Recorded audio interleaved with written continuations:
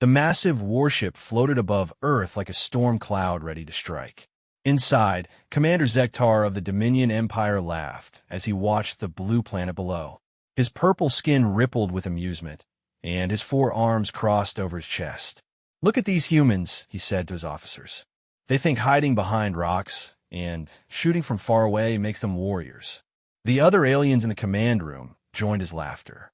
They were from different worlds. Some had scales, others had tentacles, and a few looked like walking insects. But they all agreed on one thing: humans were weak. "Their weapons are primitive," said Lieutenant Vox, a creature with 6 eyes. "They still use chemical explosives. We have plasma cannons that can melt mountains. And they call their long-distance shooters snipers," added another officer, making air quotes with his clawed hands, as if shooting from hiding is something to be proud of. Real warriors fight face to face. Commander Zektar activated the main screen. It showed images from their spy drones on Earth. Human soldiers were setting up positions in cities, mountains, and forests. Some carried long rifles with scopes. "See how they prepare?" Zektar pointed at the screen. "They actually think those little guns will stop us. Our armor can withstand direct hits from their tanks. What can a single bullet do?" The Dominion Empire had conquered 1,000 worlds. Their soldiers were 8 feet tall, genetically enhanced, and wore power armor that made them nearly invincible. They had energy shields, healing nanobots, and weapons that could vaporize entire buildings. "Sir, should we begin the invasion?" asked Lieutenant Vox. "Yes," Zektar said with a grin. "Send the first wave. Let's show these humans what real soldiers look like." Across the galaxy, the Dominion was known for its military might. They had rules about warfare. It should be glorious, visible, and honorable. Warriors should announce themselves, fight in the open, and give their enemies a chance to surrender. Hiding and shooting from shadows? That was the way of cowards. The first drop ships left the warship, heading for major cities around Earth. Each ship carried 50 Dominion soldiers, ready to march through the streets and demand surrender. They expected the humans to run in fear or bow down immediately. On Earth, Maria Rodriguez cleaned her rifle for the 10th time. She was positioned on the 20th floor of an abandoned office building in New York City. Her spotter, Jake Wilson, watched the sky through binoculars. "Here they come," Jake whispered. Maria looked through her scope. The alien dropships were exactly where the military intelligence said they would be. Big, loud, and confident. They didn't even try to hide their approach. "Wind?" she asked. 3 knots from the east," Jake replied. "Distance?" 800 meters, and closing." Maria smiled slightly. These aliens had made a big mistake. They thought Earth snipers were just soldiers who shot from far away. They didn't understand that snipers were artists. Every shot was calculated. Wind speed, humidity, the curve of the Earth, the target's movement, everything mattered. Around the world, thousands of snipers were in position. In the mountains of Afghanistan, where fighters had resisted empires for centuries. In the forests of Finland, where one sniper had once killed 500 enemies. In the ruins of Stalingrad, where the art of urban sniping was perfected. The aliens didn't know Earth's history. They didn't know about Carlos Hathcock, who had crawled for 3 days to make one shot, or Simo Haiha, who had killed so many enemies they called him the White Death, or Ludmila Pavlichenko, who had taught the world that death could come from anywhere. The Dominion soldiers stepped out of their ships, weapons raised, shields glowing. They marched in perfect formation down the empty streets. Their heavy boots made the ground shake. They were impressive, terrifying, unstoppable. Or so they thought. Maria took a deep breath and let half of it out.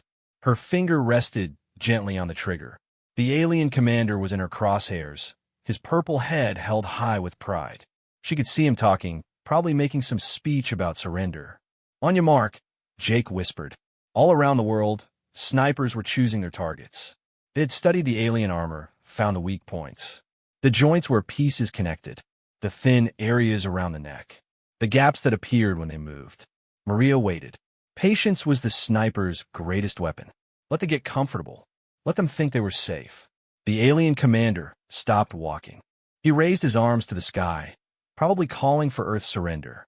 His neck stretched upward, and there was a tiny gap where his helmet met his chest armor. "Send it," Jake said. Maria squeezed the trigger. The sound came after the impact. That was the first thing Commander Grix noticed as his leader's head snapped back. A small hole appeared in Zektar's throat, right where the armor didn't cover. Purple blood sprayed across the street as the massive alien fell backward. For a moment, nobody moved. The Dominion soldiers stood frozen, their brains trying to understand what had happened. Their commander, wearing the finest armor in the galaxy, had just died from a primitive projectile weapon. Then, the air filled with death. Cracks echoed off buildings as more shots found their marks. A soldier reaching for his fallen commander suddenly stumbled, a hole appearing in his knee joint. Another alien spun around, his shoulder exploding where the armor plates connected. One by one, the mighty warriors of the Dominion began to fall. "Shields up! Find cover!" Lieutenant Grix screamed, but it was too late. The humans had planned this perfectly. The aliens raised their energy shields, but the snipers had already studied them. The shields were designed to stop energy weapons and explosions. They could slow down projectiles, but a high-powered rifle round, moving at 3 times the speed of sound, it punched through like paper.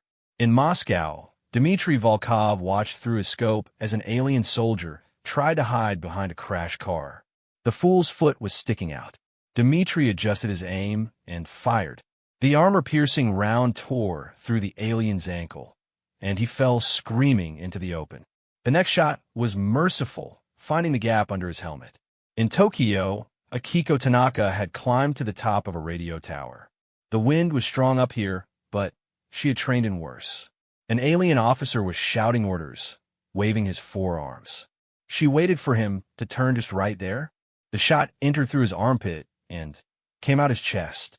He dropped like a stone. The Dominion soldiers tried to fight back. They fired their plasma weapons at buildings, melting entire floors. But the snipers had already moved.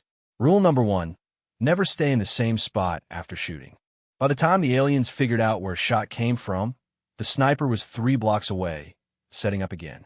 In London, a team of Dominion warriors thought they were clever. They formed a circle, shields overlapping, weapons pointed outward. They moved slowly down the street like an armored turtle. 800 meters away, retired SAS sniper Tom Mitchell smiled. He had something special for them. The .50 caliber rifle kicked hard against his shoulder. The massive bullet hit the street right in front of the alien formation. It bounced up at an angle, sliding under their shields and into the legs of 3 soldiers. They fell, breaking the formation, and then his partner Sarah opened up from the other side. On the Dominion warship, chaos erupted in the command center.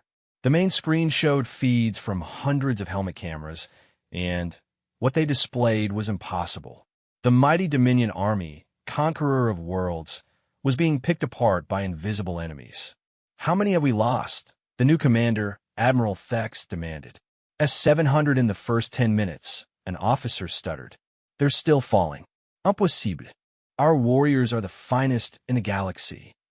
"Sir, the humans, they're not fighting like any enemy we've faced. They don't stand and fight. They shoot and disappear. Our soldiers can't find targets." Admiral Thex watched in horror as more of his soldiers died. They would spray plasma fire at a building, only to be shot from behind. They would charge toward a sniper's position, only to run into mines and booby traps. The humans had turned their cities into death mazes. Back on Earth, the snipers were teaching the aliens a lesson in patience and precision. In the Amazon rainforest, indigenous hunters who had protected their land for generations now protected the entire planet. They used old hunting rifles, but they knew every tree, every shadow. Alien patrols disappeared one by one, never seeing their attackers. In the Australian outback, farmers who could shoot a rabbit at 500 meters in the wind now had bigger targets. They lay in the red dirt, invisible, picking off alien scouts who thought the empty desert was safe. The Dominion had made a crucial error. They thought warfare was about strength, armor, and powerful weapons. They believed in standing tall and fighting with honor. But Humans had learned different lessons from thousands of years of conflict. Humans had learned that survival mattered more than glory. That intelligence beat strength. That one patient person with a rifle and good position could stop an entire army.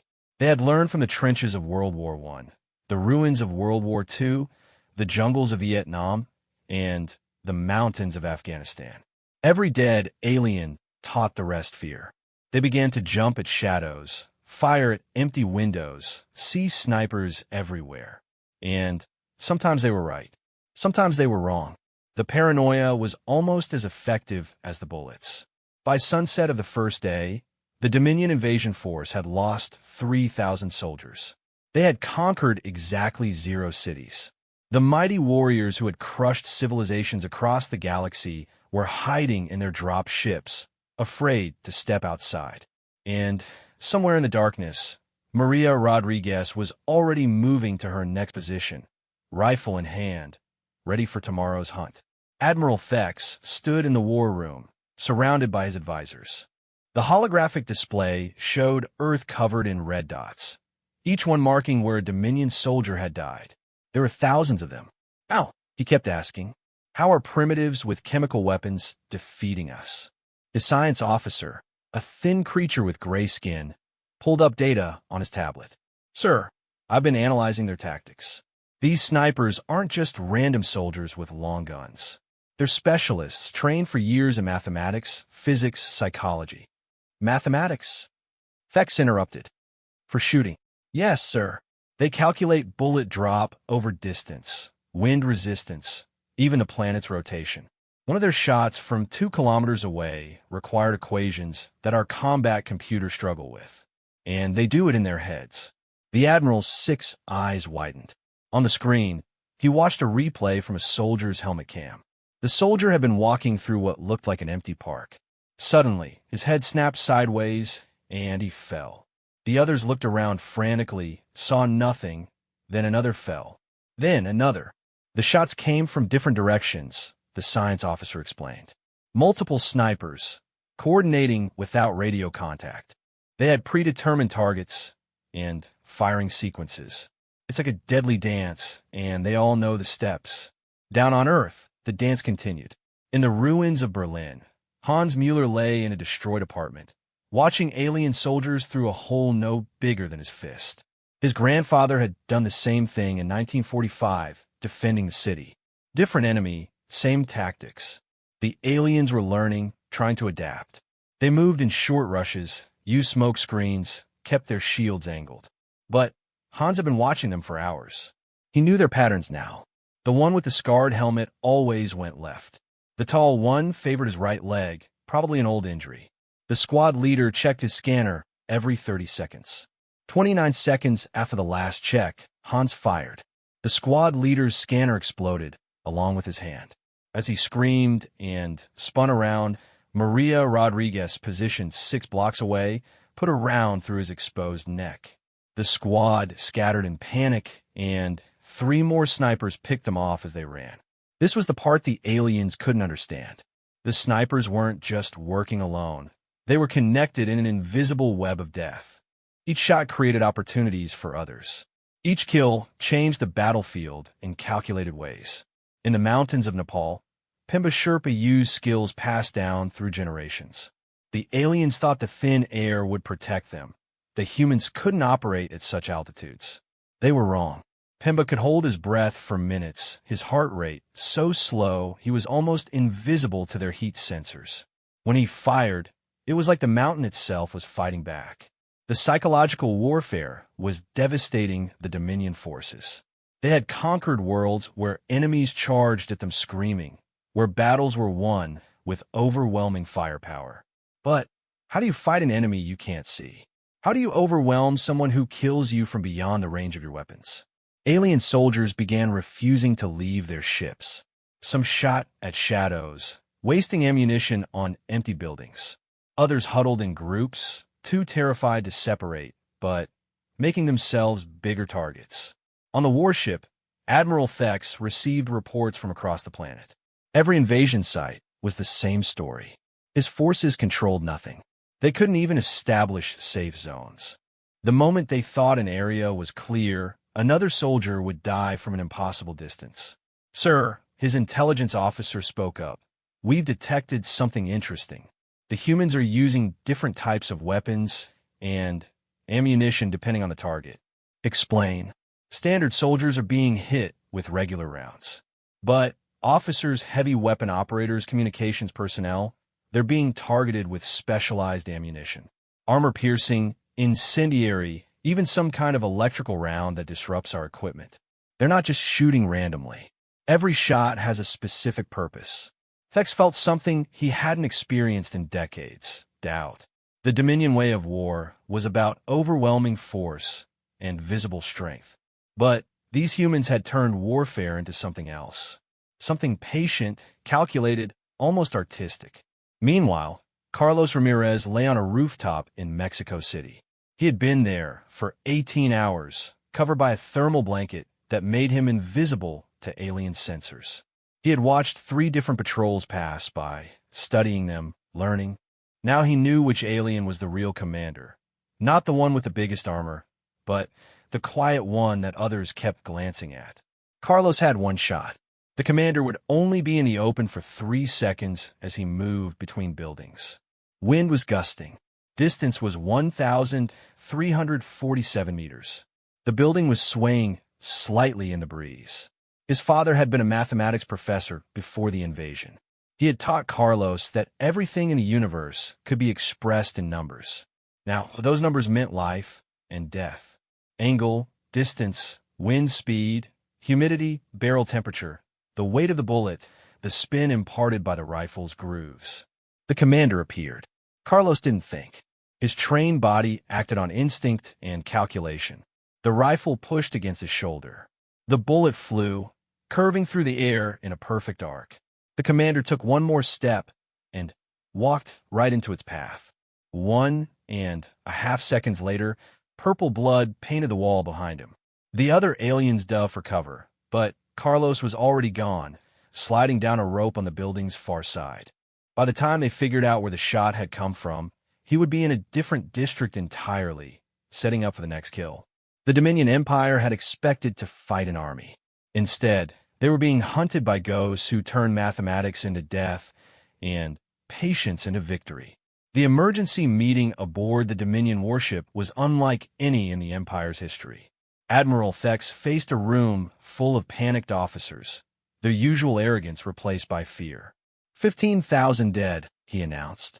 In 1 week, we've lost more soldiers than in the last 10 planetary conquests combined. We should bomb them from orbit, shouted Commander Vrax. Turn their cities to glass and rule over ashes? Thex replied, the Emperor wants this world intact. Its resources, its population for slave labor. We can't destroy what we came to conquer.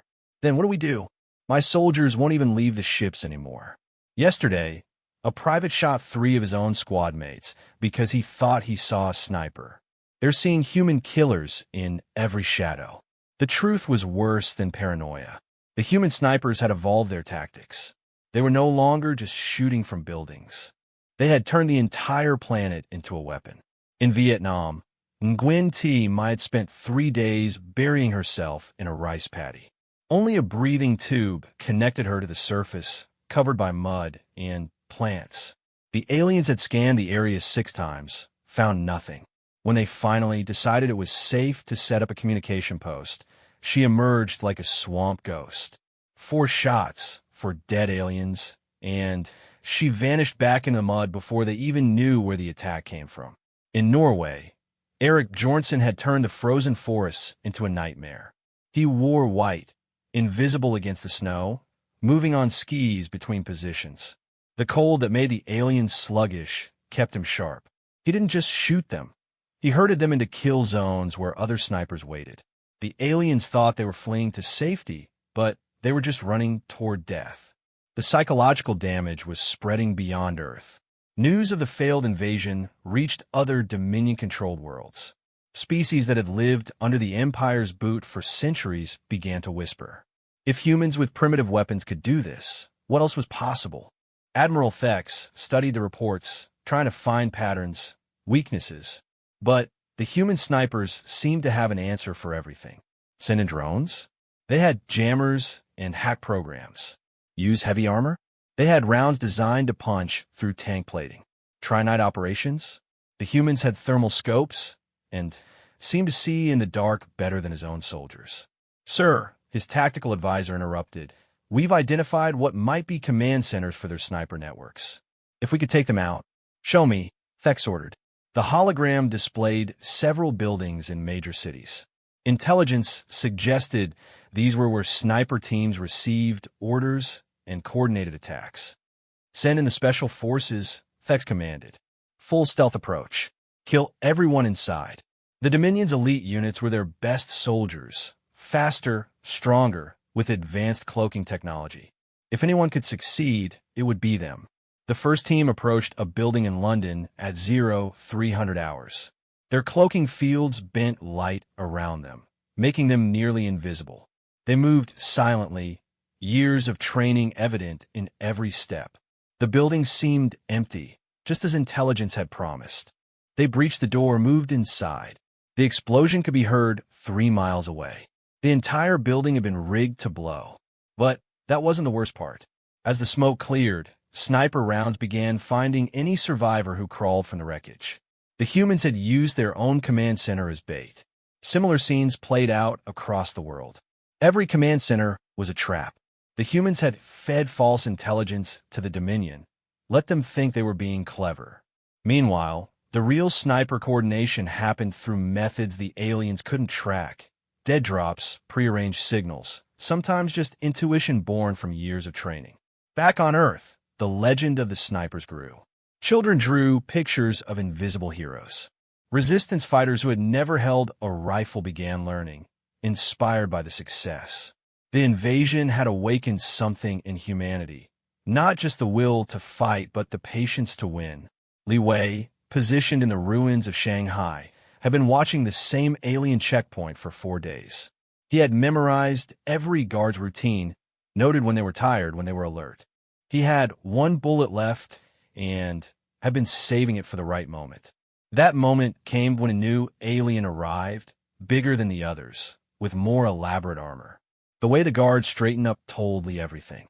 This was someone important. The alien removed his helmet to speak into a communication device, probably reporting to the ships above. Li took the shot. The bullet traveled 2,143 meters through polluted air, past 3 buildings, and entered the alien's skull just above his left eye. The important visitor fell, and with him died whatever mission he had been assigned. On the warship, Admiral Thex watched the footage in silence. Another senior officer dead, another mission failed. His advisors had stopped offering suggestions. They all knew the truth now. They were losing. Sir, a young officer spoke hesitantly. Perhaps we should consider negotiation? The word hung in the air like poison. The Dominion never negotiated. They conquered or they destroyed. But what else could they do? They couldn't fight an enemy they couldn't see, couldn't defeat a population that turned killing into a science. Send a message to their leaders, Thex said finally, the words tasting like ash. Tell them we wish to discuss terms. Around the world, snipers received the message through their hidden networks. Some smiled grimly. Others simply began cleaning their rifles for whatever came next. They had done something no other species had managed. They had made the Dominion Empire blink. But every sniper knew the same truth. The war wasn't over. It had just begun. And they would be ready, hidden in shadows, calculating angles, turning patience and precision into the weapons that would save their world. The negotiation site was supposed to be neutral ground, an abandoned stadium in Geneva. The Dominion had demanded open space with no buildings within 2 kilometers. They thought this would protect them from snipers. They were wrong about many things. Admiral Thex descended from his shuttle with a guard of 50 soldiers. Across the field, a single human waited, General Patricia Chun, Earth's military commander. She stood alone, wearing a simple uniform, no weapon visible. "Where are your guards?" Thex demanded through his translator. Chun smiled slightly. "They're here." Thex's soldiers scanned the area frantically. Their instruments showed nothing. The stadium was empty, the surrounding fields clear. But after a week of dying to invisible bullets, they knew better than to trust their eyes. "Shall we begin?" Chen asked calmly. They sat at a metal table placed in the center of the field. Thex towered over the human woman, his purple skin dark with anger and shame. No Dominion admiral had ever sat across from an enemy as an equal. "You have fought without honor," Thex began. "Hiding, shooting from shadows. This is not how warriors conduct themselves." "Honor." Chen raised an eyebrow. "You came to enslave our world. You killed civilians. You expected us to line up and die for your convenience. We chose to win instead. Your snipers are terrorists. Our snipers are mathematics teachers, farmers, office workers, and store clerks who decided their planet was worth defending. That teenager who killed your colonel yesterday, 2 weeks ago, she was studying for university exams. Now she can calculate wind drift in her head faster than your computers." Thex's fists clenched. The truth was hard to accept. The Dominion had been defeated not by professional soldiers, but by ordinary humans who had learned to turn patience and precision into weapons. "What are your terms?" he asked through gritted teeth. "Complete withdrawal. You leave our system and never return. You release all conquered worlds within 50 light years of Earth. You pay reparations for the damage done." "Impossible." The Emperor would never dash. A sharp crack echoed across the stadium. One of Thex's guards fell, a hole appearing in his helmet. The others raised their weapons, spinning around, finding no target. "That was a warning," Chen said calmly. "My sniper could have killed you instead. Would you like to know from where?" She pulled out a tablet, showing a satellite image. A red dot appeared on a mountain peak 18 kilometers away. "Sergeant Davis has been in position for 6 days, waiting. At this distance, he has to account for wind patterns at multiple altitudes, the Coriolis effect from Earth's rotation, even the gravity variations from nearby mountains. Your shield generators? He's using rounds that create their own localized EMP on impact. One shot, Admiral. That's all it would take." Thex stared at the screen in disbelief. 18 kilometers was impossible. No species they had encountered could make such shots. But the dead guard at his feet suggested otherwise. "There are 42 snipers currently targeting this meeting," Chun continued. "Each has a specific target. Some are closer, within the stadium itself, buried under concrete for the past week. Others are farther than you can imagine. We wanted you to feel safe with your 2-kilometer perimeter. We wanted you to understand that against human snipers, there is no safe distance." Around the galaxy, word was spreading. The mighty Dominion, which had crushed 1,000 worlds, was negotiating with primitives. Other conquered species began to hope. If humans could do this with chemical-powered projectile weapons, what might be possible with stolen Dominion technology? "You asked for too much," Thex said, but his voice lacked conviction. "We're asking for less than you took from others," Chen replied. "Accept, or we'll take it anyway. Every day you delay, more of your soldiers die. And here's something your intelligence might have missed we've been teaching others. The Krothi you enslaved on their home world, we've been transmitting sniper training manuals to their resistance. The Volians in the mines of Kepler, 442, they're learning about bullet drop and wind calculation. Your empire is about to face snipers on every world." The implications hit Thex like a physical blow. It wasn't just Earth they were losing. It was the idea of Dominion invincibility. Once subject species learned that patient, precise resistance could work, the Empire would face invisible wars everywhere. I need to consult with the Emperor," Thex said. "You have 1 hour." Chin stood up. "After that, we resume hunting. And, Admiral, your flagship in orbit, the one you think is safe, ask your sensors officer about the strange satellite that's been matching your orbit for the last 3 days. It's not a satellite." As Thex returned to his shuttle, his mind reeled. The humans had put a sniper in space? It seemed impossible, but nothing about these creatures made sense anymore. They had turned warfare into an equation and solved for victory. The Emperor's response came in 40 minutes. Complete acceptance of terms. The humiliation burned, but the alternative was worse. A grinding war they couldn't win, followed by uprisings across the Empire as others learned human tactics. As Dominion ships began their withdrawal, Earth's snipers finally emerged from their positions. Maria Rodriguez climbed down from her building, rifle across her back. She had 11 confirmed kills and had never been spotted once. Around the world, thousands like her were going home to families who would never know the full story of how they had saved the planet. Some returned to their old lives. Others found they couldn't. The skills they had learned, the patience they had developed, had changed them. Many became teachers, passing on their knowledge just in case. Because every human now understood a fundamental truth. The universe was full of threats, but with mathematics, patience, and the right rifle, even gods could bleed. The Dominion Empire never returned to Earth's sector. In their military academies, instructors began teaching a new course, the human paradox, how primitives defeated the Empire. But they never truly understood. They focused on the technology, the tactics, the mathematics. They missed the most important lesson. Humans hadn't won because they were better soldiers. They had won because when threatened, a teacher could become a sniper, a farmer could become a ghost, and a species that dreamed of the stars could turn those dreams into deadly calculations. And somewhere in the vastness of space, on worlds still under Dominion control, resistance fighters were learning to count wind speed and calculate bullet drop.